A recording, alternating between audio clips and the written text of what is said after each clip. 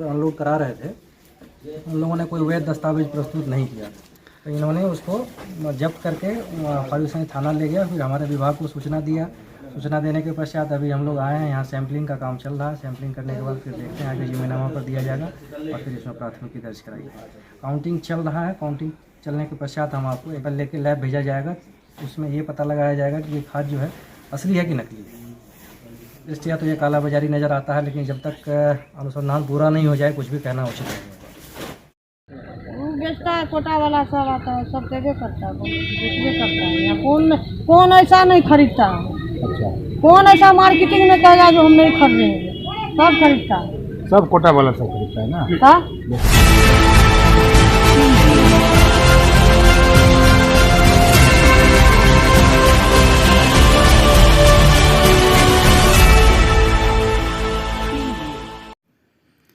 नमस्कार, सत से लवरेज में आपका स्वागत है। मैं हूं प्रदीप साहब। बात आज हो रही है फारबिसगंज में जो सरकारी महकमा किस तरह कार्य करता है कि पकड़े गए टेम्पू, खाद से लदे टेम्पू थाना से गायब हो जाते हैं। पकड़े गए लोग कालाबाजारी खुद कह रहे हैं कि कालाबाजारी का गेहूं और चावल खरीदते हैं, वो थाना से पीआर पर छूट जाता है। यह कानून चल रहा है फारबिसगंज में।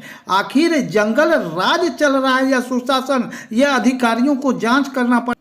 ताज़ा घटना में फारबिसगंज के जांबाज नए दरोगा जो अमर कुमार हैं, उन्होंने बीती रात देर रात रात्रि गश्ती के दौरान रामपुर अंसारी चौक पर खाद की कालाबाजारी से भरे एक ट्रक को माल उतारते वक्त पकड़कर थाना लाया और उसके बाद वार्ड नंबर 8 में जाकर उन्होंने एक टेम्पो और एक अन्य ट्रक को भी पकड़ा, जिसे भी थाना लाया। ये 3 वाहनों में से एक टेम्पू लदे ट्रक, जो टेम्पू है खाद लदे टेम्पू, वो तो थाना से ही गायब हो गया। अभी इन 2 मामलों में जांच चल रही है, प्राथमिकी की कार्रवाई होगी। कृषि पदाधिकारी भी जांच कर रहे हैं और यह जो माल है यह बंगाल से लाया जा रहा है। आखिर किस परिस्थिति में कालाबाजारी का सामान फारबिसगंज में आ जा रहा है, ये फारबिसगंज थाने में रखा हुआ दिन भर ड्रामा चला है। ड्रामा के बाद क्या इसका पटाक्षेप होता है, वो देखने लायक है। उच्च स्तरीय जांच का विषय है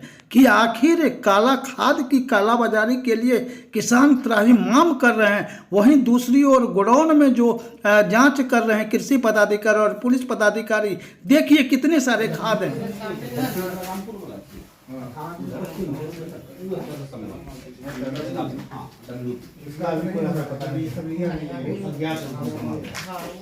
और सबसे खास बात यह कि वाहन तो पकड़े जाते हैं, ड्राइवर गायब हो जाते हैं, आदमी नहीं पकड़े जाते या पकड़कर छोड़ दिए जाते हैं। सवाल यह है, यह भी जांच का विषय है, लेकिन जांच करेगा कौन? हर साख पे उल्लू बैठा है, अंजाम गुलिस्ता क्या होगा? यह हाल है फारबिसगंज में अधिकारियों का। अधिकारी में सभी अधिकारी शामिल हैं। हालांकि यह गुप्त रूप से अगर जांच किया जाए तो फारबिसगंज में खाद की कालाबाजारी में बड़े बड़े सुरमा शामिल है, बड़े बड़े अधिकारियों का कथित बर्द हस्त शामिल है। यह जांच के बाद पता चलेगा कि आखिर राज्य सत्ता के केंद्र तक लोगों के आशीर्वाद प्राप्त है। सबसे खास बात यह है कि एक और रेणु माटी क्षेत्र में किसान खाद के लिए त्राहिमाम कर रहे हैं। ऊंचे दरों पर खाद मिल रहे हैं, खाद की किल्लत है। सीमा पार नेपाल खाद की कालाबाजारी हो रही है। गोदामों में खाद भरे पड़े हैं, लेकिन जब पकड़े जाते हैं तो अधिकारी बचाव की मुद्रा में नजर आते हैं। दिन भर टाल मटोल की नीति अपनाई जाती है, एक दूसरे पर आरोप लगाए जाते हैं, एक दूसरे को जिम्मा देने की बात हो रही है।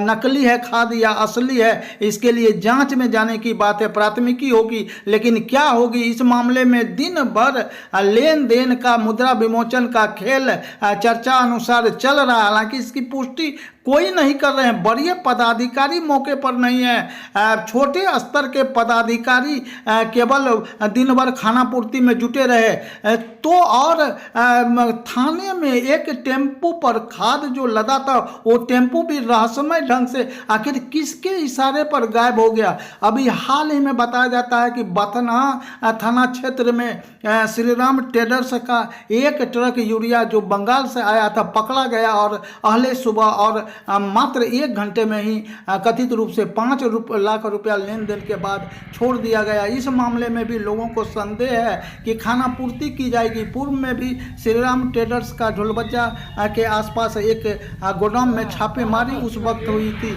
जबकि एसडीओ फारबिसगंज सुरेंद्र कुमार अलबेला, तत्कालीन डीएसपी फारबिसगंज राम पुकार सिंह आदि ने उसको पकड़ा था और उस समय श्रीराम ट्रेडर्स के मालिक को भी पकड़ा गया था, लेकिन रहस्यमय तरीके से उनको भगा दिया गया था।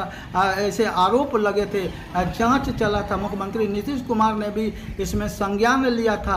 अब इस मामले में देखना है कि कल क्या होता है, कानूनी तौर पर क्या प्रतिवेदन कृषि विभाग के अधिकारी देते हैं और पुलिस इस मामले में क्या मामला दायर करते हैं। लेकिन कुल मिलाकर स्थिति जो है कि पैसे की पहचान, यहाँ इंसान की कीमत कुछ भी नहीं, बच के निकल जाए इस बस्ती से करता मोहब्बत कोई नहीं।